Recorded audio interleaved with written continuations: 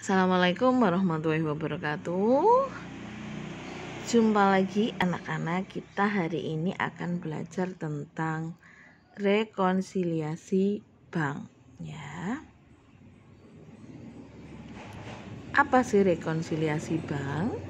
Intinya adalah rekonsiliasi bank itu kegiatan mencocokkan catatan kas menurut perusahaan dan menurut catatan bank ya. Alasannya kenapa dilakukan rekonsiliasi bank itu untuk mengecek ketelitian pencatatan dalam rekening kas dan catatan bank. Selain itu juga untuk mengetahui jumlah penerimaan ataupun pengeluaran yang belum tercatat oleh bank. Nah, perbedaan pencatatan tersebut itu disebabkan oleh beberapa faktor, yakni yang pertama adalah deposit on transit atau lebih dikenal dengan setoran dalam perjalanan. Nah, setoran ini sudah dikirimkan oleh perusahaan ke bank, tapi pada akhir bulan belum diterima oleh bank sampai bulan berikutnya. Sehingga perusahaan sudah mencatatnya sebagai pengeluaran, tapi bank belum mencatat karena belum menerima setoran tersebut. Ini pengaruhnya adalah akan menambah saldo kas pada catatan bank. Nah, yang kedua, jasa giro. Jasa giro ini adalah bunga yang sudah diperhitungkan oleh bank tapi belum dicatat oleh perusahaan.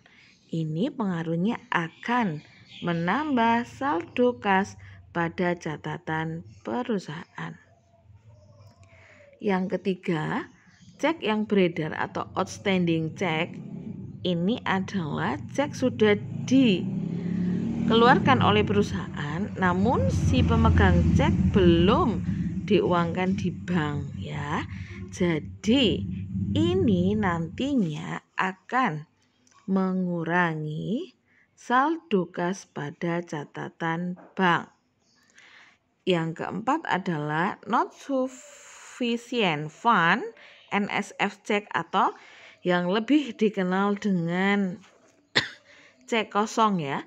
Bank tidak mencairkan uang karena kurangnya dana setoran perusahaan.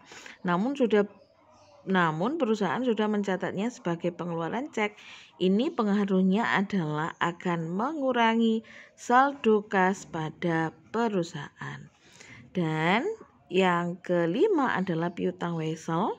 Ini sudah dicatat oleh bank sebagai penerimaan tapi belum dicatat perusahaan. Nah, ini pengaruhnya adalah akan menambah saldo kas pada catatan perusahaan.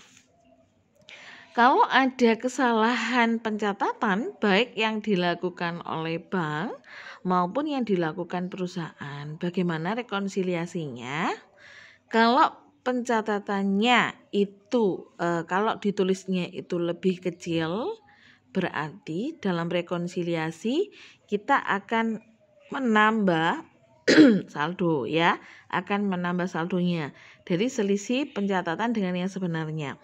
Tapi kalau yang ditulisnya itu lebih besar, maka pada rekonsiliasi akan mengurangi sejumlah selisih dari pencatatannya tadi.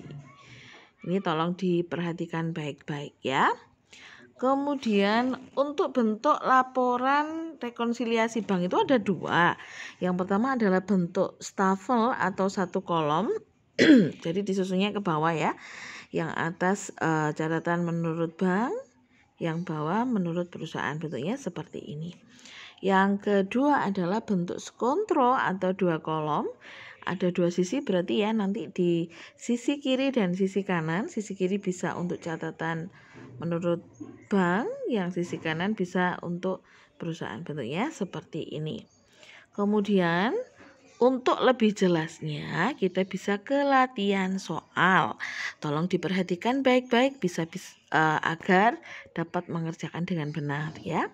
Di sini ada soal pada bulan Maret 2019, saldo rekening PT Queen pada Bank Marta adalah 200.000. Sedangkan saldo menurut catatan perusahaan adalah 185.000. Ini ada perbedaan ya, yang satu 200, yang satu 185.000. Dan setelah diteliti, hal tersebut disebabkan oleh beberapa hal berikut.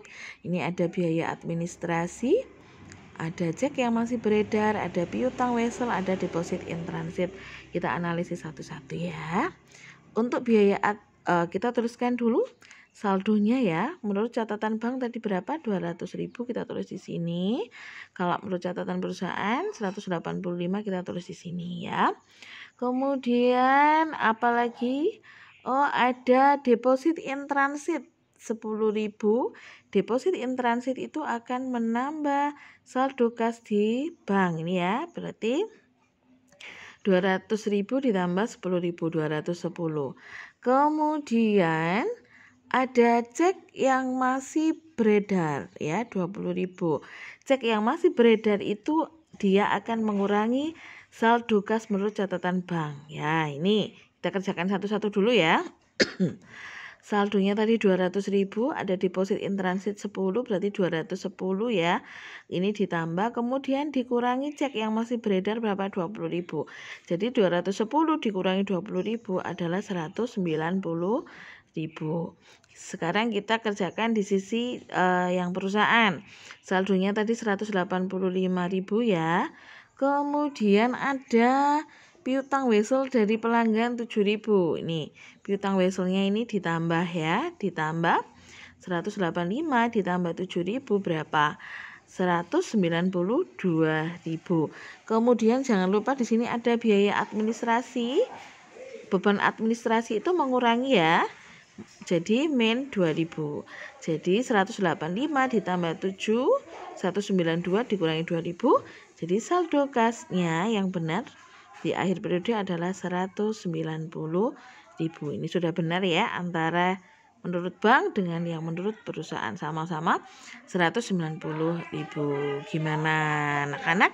Gampang bukan? Kalau video ini bermanfaat buat kalian, jangan lupa klik subscribe, like, dan share di media sosial kalian ya. Selamat belajar. Terima kasih. Assalamualaikum warahmatullahi wabarakatuh.